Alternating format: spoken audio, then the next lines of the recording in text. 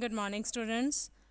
मैं आज कक्षा नौवीं पाठ तुम कब जाओगी अतिथि जो स्पर्श किताब पाठ्य पुस्तक में से है वो आज आपको पढ़ाऊंगी। इस पाठ में क्या है कि जो इसके कवि हैं वो हैं शरद जोशी। शरद जोशी जी हैं।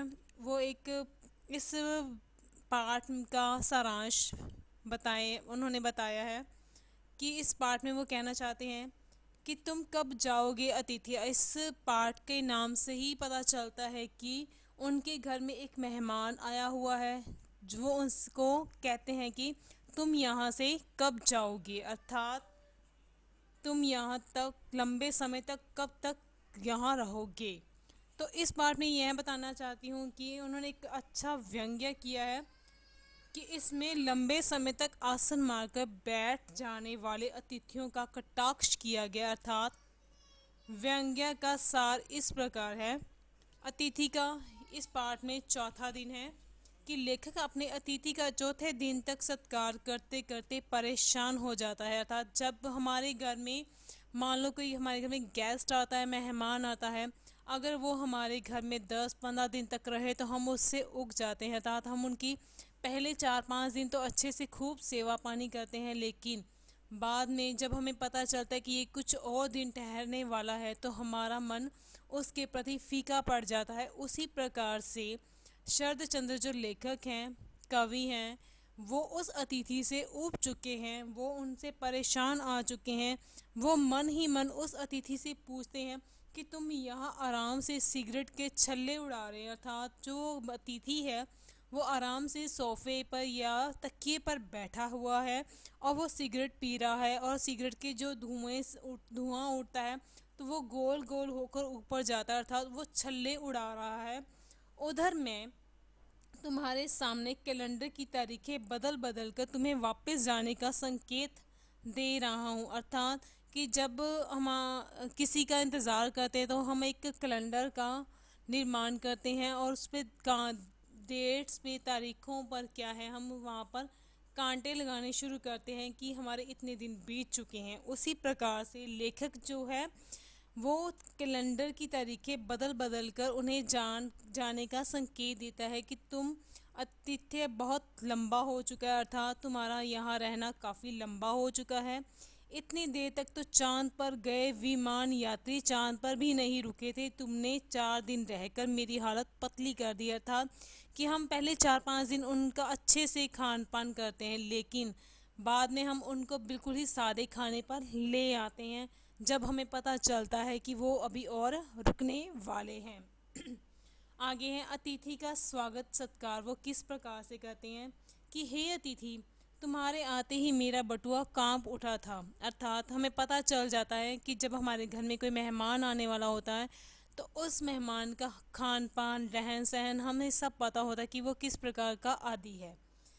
हमने भरसक मुस्कान से तुम्हारा स्वागत किया, अर्थात कि भरी जैसे कि हम किसी को देकर मुंह अपना बंद कर लेते हैं, उसी प्रकार से लेखक ने भी उन्हें देखकर अपना मुंह बंद कर लिया और उनका स्वागत किया। रात के भोजन को मध्यम वर्गीय डिनर जैसा भारी भरकम बना दिया कि जैसे मीडियम मध्यम वर्ग के जो लोग होते हैं वो अच्छा भोजन खाते हैं कि जिसमें 2-3 सब्जियां होती हैं, दाल होगी, दही और इस तरह से।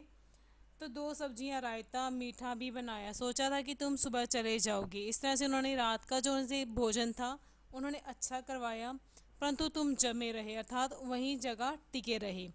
हमने फिर दोपहर भोजन को लंच जैसा गरिमामय बनवाया। सोचा कि अब तुम अगले दिन की दोपहर को भी चले जाओगे, हम तुमको विदा करने स्टेशन तक जाएंगे, ये भी हमने सोचा। अगले दिन तुम तीसरे दिन भी नहीं गए, बल्कि तुमने धोबी से कपड़े धुलवाने की इच्छा प्रकट की कि इसका अर्थात भाव ये था कि तुम कुछ और दिन रहने वाले हो। इसमें तुम्हारी और ठहरने की इच्छा प्रकट हुई। इससे हमें आघात लगा, गहरा सदमा पहुंचा कि हमें अतिथि देवता की जगह राक्षस लगने लगा है कि हमारे घर में जो मेहमान है वो अधिक देर तक रहे तो हमें ऐसा लगता है, पहले तो हम उसकी देवता की तरह पूजा करते हैं और जब वो 10-15 दिन ज़्यादा ठहर जाता तो वही देवता हमें राक्षस की तरह लगने लगता है। पत्नी ने सुना तो वह भी आंखें तर रहने लगी, अर्थात उसे भी बोझ सा लगने लगा कि वो कहाँ अपने घर में बच्चों के साथ अपने परिवार के साथ एक खुले माहौल में जिया करती थी। अब एक मेहमान के आने से वो इतनी परेशान हो चुकी है कि वो किस तरह से उनका आदर सम्मान करे। आगे फिर चौथे दिन जब कपड़े उनके धुलकर आ जाते हैं तो किंतु तुम फिर भी वहीं डटे रहे, अर्थात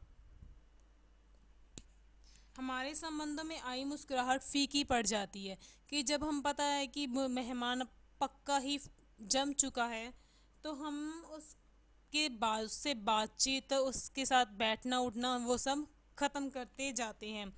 बातचीत की सभी विषय समाप्त हो गई। दोनों अपने अपने मगन होकर पढ़ रहे थे। सबके अंदर जो उसका प्रेम भाव था वो सब समाप्त हो चुका था।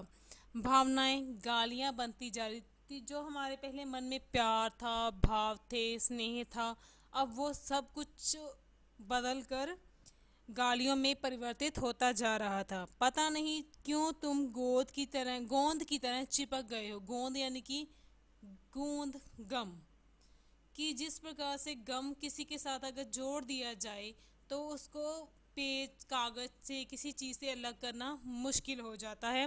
उसी तरह पत्नी बोर होकर बोली, मैं तो आज खिचड़ी बनाऊंगी।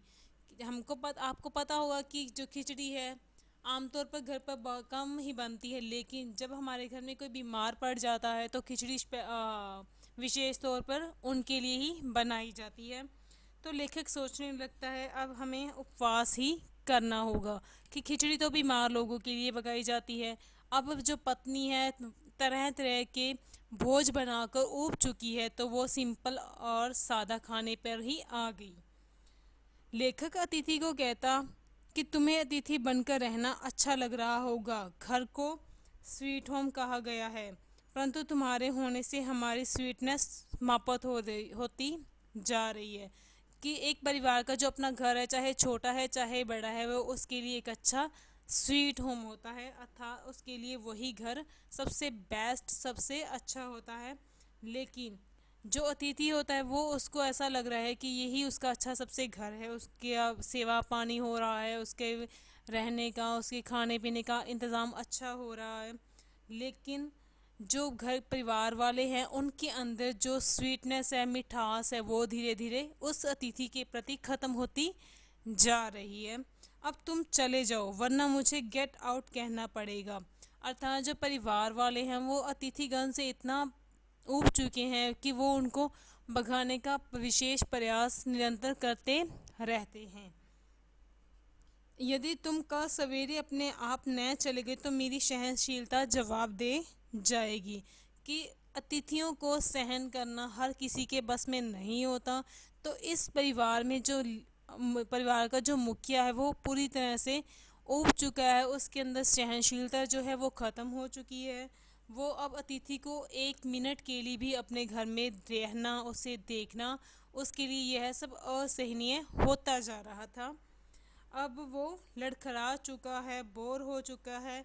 माना तुम अतिथि देवता हो किंतु मैं तो आदमी हूँ।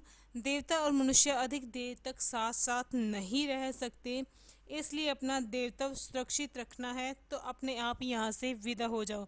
कि अगर हम मेहमान को ज़्यादा देर तक अपने घर में रखेंगे तो ये अच्छा नहीं होता।